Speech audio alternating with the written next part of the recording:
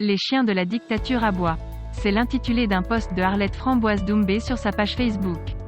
La suite, dans un instant. Abonnez-vous en activant la cloche de notification pour recevoir la primeur de nos futures publications. Voici les détails de son post dans son intégralité. La caravane de la réforme consensuelle du système électoral avance. Suite à la mise sur pied d'une plateforme devant regrouper les partis politiques et des personnalités de la société civile aux fins d'exiger la réforme consensuelle du système électoral indispensable à l'instauration de la démocratie au Cameroun, le régime de Yaoundé s'inquiète et envoie un de ses chiens sur les rails avec pour objectif de faire dérailler le train du changement. Une démarche maladroite car c'est le fer contre la chair.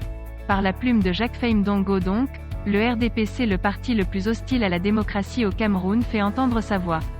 Mais alors de façon négative en ramant à contre-courant de la dynamique populaire et de l'engouement suscité aux quatre coins du Cameroun par la magnifique idée de la réforme consensuelle du système électoral.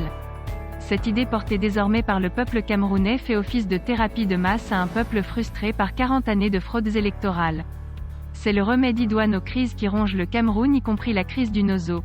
Pour Faim Dongo, membre du comité central du RDPC, le parti au pouvoir, cette volonté populaire de réforme du système électoral ne représente rien parce que c'est le Parlement qui décide en dernier ressort. Je l'aurais compris si le Cameroun était une démocratie. Le problème c'est que le Cameroun est une dictature où les fraudes électorales ne permettent pas que les parlementaires soient de véritables représentants du peuple.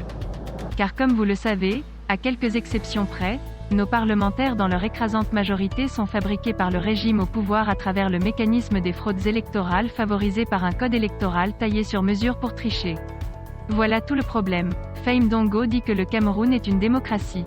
Je suis désolé de devoir lui dire que la démocratie ne se décrète pas et ne se construit pas avec les fraudes électorales.